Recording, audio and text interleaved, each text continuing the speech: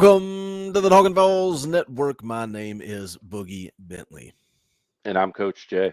Back with another film breakdown with Coach Jay. We're going to be talking about Gage Ginther. I've been sitting here with the same clothes on for a week, waiting to break down Gage Ginther. 3-star, or is he a 4-star offensive tackle out of Fort Collins, Colorado? He committed to Tennessee back on April the 8th over Nebraska and Colorado. But, I always go look at the offers list. He had offers from Oregon, USC, Penn State, Oklahoma, Wisconsin.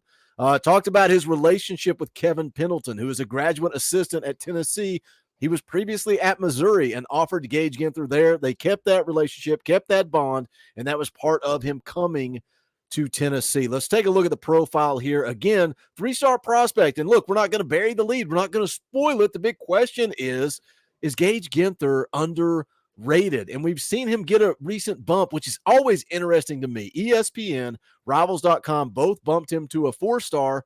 He ain't played a single snap of football between that ratings bump. So I don't understand where that comes from unless Gage Ginther's out there playing some 7-on-7, running around like a defensive back. I don't know. But regardless, he is the number one player out of the state of Colorado. And again, Coach Jay, don't bury the lead here, but do you think some of his rating could possibly be, I don't know what the level of football is out there in California, but it dang sure ain't California, it ain't Texas, and it ain't Florida. Do you think that may be impacting his ranking a little bit? Yeah, certainly where you play is going to impact your ranking, and heck, sometimes it can even impact it in the opposite direction, like Mr. Farouk out there in Baltimore. I think he would be rated a 4-star if he were maybe not playing the greatest high school teams devised in every single state every year. But yeah, in Colorado, it's a decent high school state, but it's certainly not one of the blue bloods. As far as Gage being a 3-star or a 4-star, I'd say it looks like a broken clock's right twice a day on this board, and that ESPN and Rivals have it right at a 4-star. I have him as a lower 4-star, but a 4-star nevertheless. He's a big body. I'd be anxious to see what he can do in a high school weight room. He moves extremely well, and we're going to talk about it in a little bit here. But he pulls really well from the tackle position. And those of you who have been watching Heupel's offense, you know that we pull our offensive tackles quite a bit. Gage is really good at this. He's got great feet, great dexterity for a big offensive lineman. He can play in space well. He can play when you're spread out well, which we also know is a prerequisite. And I think we have another wonderful evaluation by this offensive staff at Tennessee. Something I liked about him in his interview after his commitment, he talked about this coaching staff and that they shoot straight with you. He asked them, is my offer committable? And that's, again, something that a lot of casual fans don't talk about. Just because you get an offer doesn't mean that you're a take. It doesn't mean that you can just commit and jump right in the boat. And he said he loved the way the coaching staff talked to him and said, yes, your offer is 100% committable, but you got to understand, yes, you're playing offensive tackle, 6'6", 280 pounds as an offensive tackle. He could end up on the inside. That's what Coach Ellerby, Coach Heupel told Gage Ginther. Not necessarily an offensive tackle, but your offer is committable. He was in the boat again on April the 8th. I think him and Jesse Perry, two of the first offensive linemen in the boat. I'm excited to see what the recruiting looks like on the offensive line moving forward. I think at the time this video airs, probably going to have an offensive lineman in the boat. Spoiler alert. Is it a spoiler alert? We're fast forwarding to, we're talking in the future. So we will see. We're going to jump into some film breakdown on Gage Ginther, but you guys know what to do. It's right down there, right below the video. Hit that thumbs up. It helps the channel. We would appreciate it. If you're new to the Talkin' Balls Network, welcome. We're not experts. We're not insiders. We're not media. We don't talk at you. We talk with you. We are building a community right here on the Talkin' Balls Network. Coach Jay coaches a little football out there in California, and he's blessed us to come on here and break down some film. Give us some of those insider things that we might miss out on, and I think that's why some of you guys dig this series. If you like it, subscribe, click the bell for notifications, hit the thanks button. It's like a super chat on a video. Throw a tip in the tip jar for Coach Jay and all the hard work he does around here. But let's jump in to some film breakdown on Gage Ginther. 3-star, 4-star, we're going to find out. Here we go. Sure thing. Right off the top here, of course, we got twins over to the left side of our screen. Gage is going to be playing that left tackle position here. What we're going to get is an old 16 quarterback power out of here. We're going to use that running back as a lead blocker on the power play.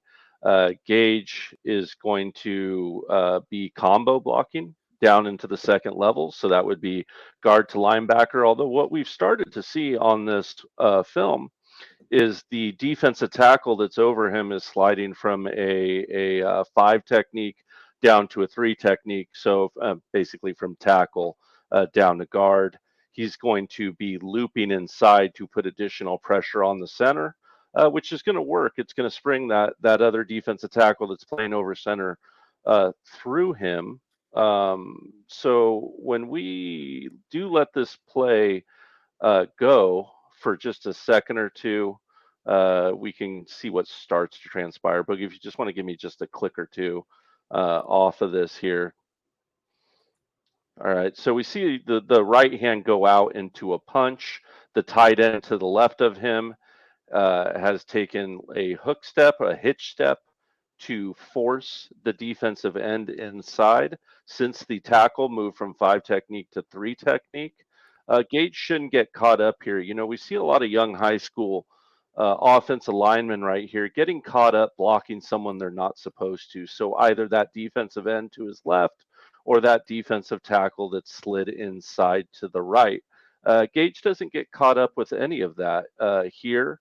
He's going to do the right thing. He's going to keep breaking out left. I know last week, for those of you who watched the breakdown, we talked about that linebacker taking the correct forward step. Here they have not done that. He's taken more of a hiccup step, or his feet are too close together, kind of a combination of two. And he has set himself up very well for Gage to seal him off if Gage is smart enough to get through this offensive line and do so. So when Boogie lets this play, that's exactly what we're going to see here. We're going to see Gage get through here after his punch, seal him out. And one of the things I really love about this kid, Boogie, is I love my offensive linemen to know how to finish a block, right? To know how to really put him in the dirt after the play. Let's go ahead and watch him loop around, seal this play out, and put this kid in the dirt. And we can start to talk about Gage's feet, just good, choppy typewriter feet, puts him in the dirt. It allows that running back to spring the running back to spring the quarterback, sorry, and go for 6. And you'll notice they are playing on Colorado State's field, ladies and gentlemen. That is a state championship game that we are watching. That is a Shady Pines Convalescent Home that we're watching Gage play against there. So a good job there by Gage. Something I like, you mentioned finishing blocks. It reminds me of watching the film on Max Anderson, you know, the offensive tackle that just committed to Tennessee just recently, finishes every single block, every block he finishes. So like seeing that from Gage Ginther. Let's move on. Play number 2 here. All right. Yeah, absolutely. So we're going to get something very similar to the last play. It's not a quarterback power, it's a trap play. We've got twins to the right side of our screen, single wing formation.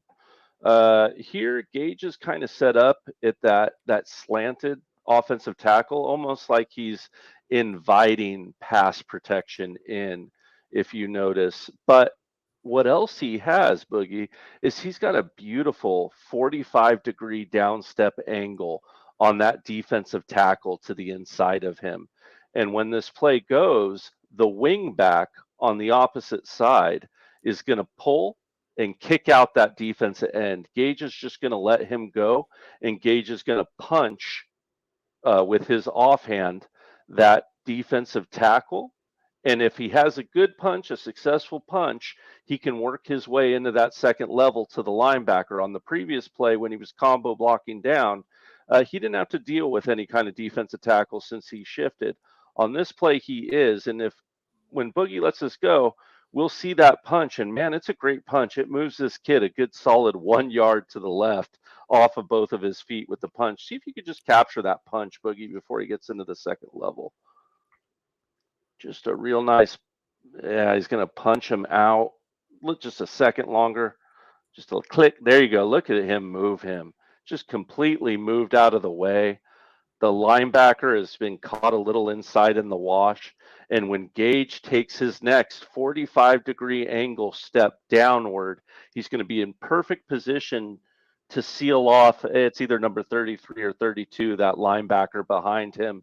And when he does get his big mitts on that linebacker, he is just going to drive him 10 yards down the field and introduce him to the turf on the field. Let's go ahead and watch him finish this block. Drive, drive, drive, Oh drive, my drive. gosh. Oh man, just absolutely hose a row on that play. Beautiful punch, beautiful combo block. Man, that's how it done. Get you some Mr. Gage Ginther. I will take that on this offense. Almost reminds you of how Sproggins likes to come off that combo block and get physical in the box. I love it, man. I love it. Moving on to 136. Wait, yes, 136. 136. You got it. Yeah, don't throw too many curveballs. Okay, so 142. What do you we got? yeah, we got kind of a similar thing going here. We got twins, except we're looking at it from the opposite angle. We got single wing. Obviously, the wing is to Gage's side here. We're going to have a counter zone read right here, right? So 22 is going to come across the quarterback number two's face on a fake. The guard and the tackle are going to pull on this play. So the guard that's inside of Gage right here needs to kick out the linebacker on the opposite side. Okay, so that's what's going to happen.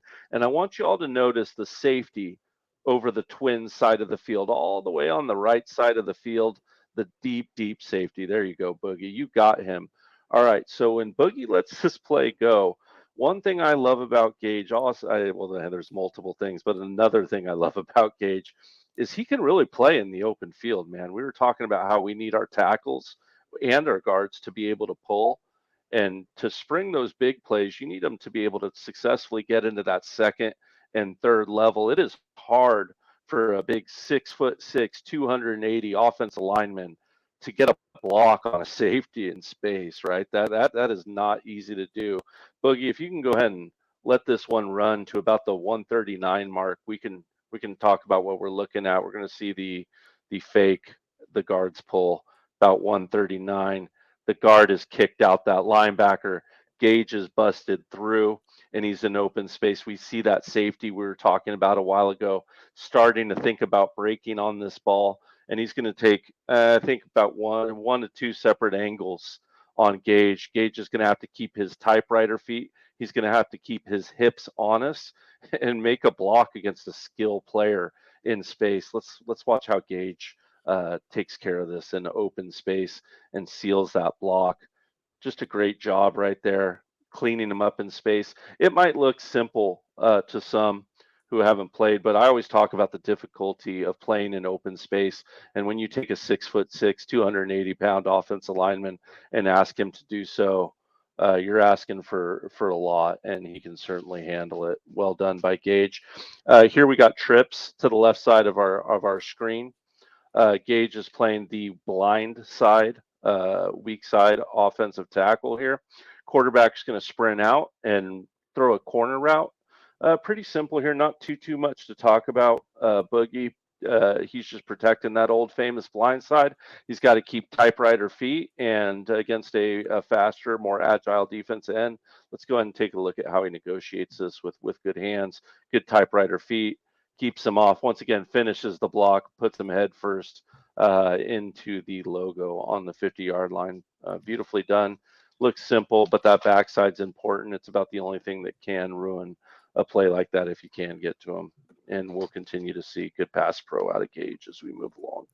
Something I didn't mention at the top of the video, I forgot to talk about. After his commitment, he talked about, the up-tempo offense. His high school runs the same exact offense that Josh Heupel runs, and I think that's a huge benefit. What do you think Heck about yeah. recruiting on the offensive line? The big, again, we talk about it all the time on these film breakdowns, recruiting videos. You're my wingman for everything recruiting. We talk about, the year when you had Francis, you had Shamrod Umrov, you had Stanton Ramel, Lucas Simmons. You got one of the four. How hard is it to sell some of these big offensive linemen on playing in an up-tempo offense? I think I think it's certainly harder to sell tackles on it, right? Tackles aren't used to having to pull all the time. It's certainly not as often as the Tennessee ones do. They're not used to having to sprint out and help block on bubble screens and hitches out in space. They're not used to having to keep their feet moving, like you were saying, with the hurry up and the pressure that Coach Heupel wants to put on opposing defenses. So I think it can be extremely hard to talk a tackle into it. But I do think there's a silver lining to it too, because when you get a good one in Hype's offense, you're going to see him go number 10 overall to the Bears because it's an obvious sign that the kid can play. So, if you want to play in the NFL and you want to show your stuff is a legitimate tackle, I think that it's the best offense you could do that in, but I don't think it's for everyone. I think it's for the special ones. It's funny that you mentioned Darnell Wright because Gage Ginther mentioned him in that same interview. Mm, He oh, like these, interesting. and that's what I try to tell people in recruiting when they're like, "Why are these guys not jumping in the boat?" We can sit here and sing the praises. What wide receiver wouldn't want to play in this offense? They want to see the proof, and I think Heupel's Hmm. starting to lay out the proof with the number of wide receivers he's put into the league. He's got to continue Sure. to put guys on the offensive line into the league. He's got to continue to put quarterbacks in the league. Guys on the defensive side of the ball have to continue to get to the league. The proof has to be in the pudding for some of these guys. Look, if this is your first time watching the film breakdown, you like what you're seeing, make sure you smash the thumbs up. Share out the link. I don't say that enough. Hit the share button, put it on Twitter, Facebook, Instagram, MySpace, if it's still a thing. Put us in your top friends. We would love to be up there at the top. Make us your theme song, all that kind of fun stuff. Also, go check out the merch. Bonfire.com/store/Talkin Balls. We've got all the merchandise you could possibly want. Got some new things coming your way soon, probably in August. So you better get in where you fit in because some of these are going to be gone forever. So if there's a shirt up here on Bonfire that you like, you better go check it out. Again, the link's in the description as well. You can also pick up your custom Talkin VAWLS stickers and decals courtesy of Negaval, him and his wife, fiance, girlfriend. I butcher their Mm, relationship all the time, but they're doing some custom Talkin VAWLS graphics. Go check that out as well. It's in the description. Let's jump back into the film breakdown. Got a couple of more plays for you guys. Here we go. Moving right along to 242. sure. Here we go. A litmus test for every offensive lineman, the old goal line, right? Can we punch it in when we're in tight here? We're going to get another quarterback run. Not a power, more like an ISO from the quarterback here. They want to run this to our left. The offense is right. They want to run it right behind that running back. The defensive alignment is not quite cooperating with that. So if we can get a good down block, a good seal block from Gage Ginther, we can run backside off of that same ISO, and we should have plenty of space. We look at the three backers on the left side behind our defensive end, all the way on the left. They've certainly overloaded that edge, so they're expecting that weak side, either counter or zone read that we saw burning them earlier. This looks like it's also on the Colorado State field here. So I believe this is the state championship game again, and we're on the old 3 yard line trying to pop it in. Boogie, just let a tick go, maybe just 1 second, and see if we can get this good step down. Gage just pops him straight off of his feet. I don't know if you can see his feet, but his feet have almost been taken completely off the grass. And when Boogie lets this go, we'll see what Gage does with him on this cutback. Just absolutely mashes him. I mean, smash burger, extra onions, side of fries, and a Coke. Man, that that's beautiful right there. Just right into the turf, and nitty and gritty and dirty and everything I love about a strong, good offensive lineman. That's a mauler. I swear, it's so comical how star Mm, rankings sway people like me, the casual fan. He looks, if you compared his film directly with Max Anderson, he looks almost identical. And I said Max was mm-mm. the offensive tackle earlier in the video. Somebody's probably already corrected me in the comments. Obviously, he's an interior guy. Gage, outside, inside, we'll see where his career shakes up. But man, what the finishing blocks, going back to what you said right out of the gate, I love it. Him and Max both finish blocks. We got one more play to look at here. What do we got? Yeah, okay. So we're looking at another pass protection block here. We've got trips to the bottom side of our screen. We got a 3-3-5 look from the defense here. So if you can see with our linebackers, all right, we got our Sam, we got our Mike, we got our Will, and we got our star back over, or our nickelback, star back, whatever you want to call them, over number 28, who is in the slot. There you go, Boog, right there. They are going to come on an overload blitz. So they're going to blitz that star. They're going to blitz that Sam. They're going to blitz that Mike, and they're going to blitz that Will linebacker. So Gage here, this is so easy for a high school kid to mess up, guys. You don't understand. We really have to know who's blocking who and who's handling what. So when this blitz does happen, Gage is going to need to punch and get outside of that defensive end and punch him behind his guard or behind a blitzing linebacker who's come in. And if Boogie can get it right at about the 303, 304 mark, I think we can catch him punching that defensive end that's over him behind that guard position before the combo pass protection block. See if we can grab that, Boog. Yeah, Let's there's get that let's get DN. nerdy. Let's get nerdy here. Let's All let's right. do it. Let's do it. I'm So here for it. so you got your 3-3-5, you got your nickel back. Yep. Obviously, you've already told us he's coming on a blitz, but let's get nerdy. These offensive linemen walk up to the line of scrimmage. 55's got to be the guy that's in charge. He's got to be the captain. He's Yep. got to communicate, and he's going to say, 51's the mic, 51's the mic, and all of us are going, I don't know what that means, but okay, let's roll. All right, so what is being told to Gage Ginther? Okay, if the nickel comes, if he doesn't, if he drops back, like there are so many things that I don't understand about this. What's going through Gage Ginther's head right now if 55's calling out such and such as the mic? What is going through his head from an offensive tackle perspective? Let's get nerdy. What's going on in his head right now is he has to protect face up, and he has to protect against a possible blitzing nickelback star linebacker. Now this becomes an overload. The reason we call it an overload is because obviously if three people blitz over you, that's too many people, right? You can't take on three people. You're going to get beat. So it matters how they come up that gap. Now, he's defending basically B to C gap. So just inside of him and just outside of him. Okay. And the reason it's so important to get a good punch, a good hard punch, a lot of offensive linemen in football, eh, we're gonna bump titties and play patty cake baker's man. But if you get a hard punch and really hit someone hard, Violence. a violent punch, then I can knock him either back into his blitzing linebacker, or I can knock him in front of my guard so that my guard can deal with him, right? So that's what his responsibility is. And what's also extremely difficult that he needs to negotiate on this play is after that punch happens, Boogie, he's going to need to also mind his outside and do it quickly, right? So this defensive end can either go inside of him or outside of him. But if he goes outside, he's got to punch him and ride both him and any would-be blitzer outside.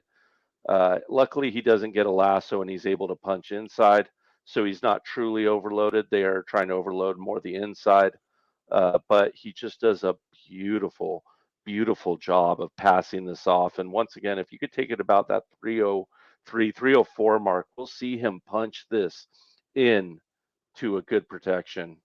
Let's check it out. Yeah, so he's punched him in. And look where he is after a good solid punch. He's behind his own blitzer and behind his own guard.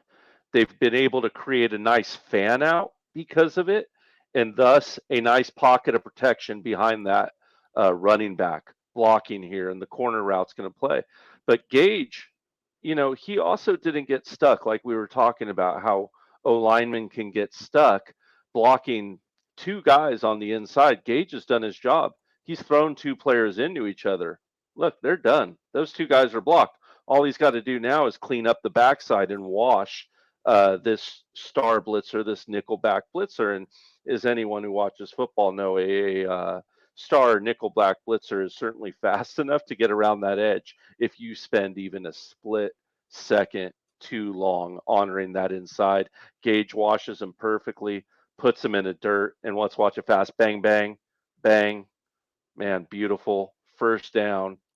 Mm, that's SEC football right there. That's big boy football when you can do stuff like that. Ain't no two ways about it. And there's a million different things, million different blitz packages that can come out of something like that. Uh, but you got to honor both your gaps that you're responsible for as an offensive lineman. And what you were talking about earlier, offensive line is an extremely hard position to evaluate at the high school level. You get someone who's 6'4", 6'5", 6'6", and they're eating 250. Yeah, they're going to destroy a lot of other kids, right, at the high school level. So you got to watch pad level. You've got to watch feet. You've got to watch hips. You've got to watch their IQ on blitz plays like that, their intelligence. You got to make sure they have that nasty side and they're not just beating people because they're bigger. I think Gage checks a lot of these boxes, volunteer fans. I think he's someone who we can build into a good offensive lineman at the University of Tennessee. I don't think he's your instant, freshman starter out there, but I think he's certainly someone who, come sophomore, junior year could perhaps work his way into the lineup if he's got a good weight room and LRB develops him how he's been developing these kids. Yeah, I mean that's why we talk about stacking recruiting classes, so you don't have to lean on a Mm-hmm. freshman to come in. Let them come in, develop, Mm-hmm. and grow, and then get better. And when they're a sophomore, junior, senior, is when they take over. I'm excited to see what Gage Ginther becomes. Conversations I've had with Spire Sports Group, one-on-one, off the record, they've talked about where do you spend your money. You spend it on guys that get after the quarterback. You spend it on offensive tackles that protect the quarterback, and you spend it on the quarterback. So offensive tackle is a priority. I don't plug it enough. You guys want to support Spire Sports Group, there's a Mm-hmm. link in the description to do that as well. They are doing good work at Tennessee. But that is it on Gage Ginther. Coach Jay sent us out the door. Is he underrated? Definitely underrated. Give that kid another star.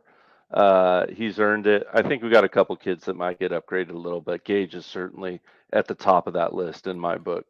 Kid needs another 5 point. It's something that's becoming regular that we are seeing Josh Heupel offer these kids. Mm-hmm. They go play their senior season of high school football, and all of a sudden, stock up. That is a beautiful thing. If you've got coaches that can evaluate talent and develop talent, that's how we get to the next level. That's going to do it for this edition of the Film Breakdown with Coach Jay. You guys got a couple of players you want to see us break down next? Jump into the comment section, let us know. Probably have a live stream scheduled by now at this point. We got to get one ready for July. We both have a busy month ahead of us, but we are going to be covering the Mm-hmm. recruiting as best as we can. Try to bring you guys a live film breakdown, but that's going to do it. He's Coach Jay. I'm Boogie Bentley. This is the Talkin' VAWLS Network. Go Big Orange.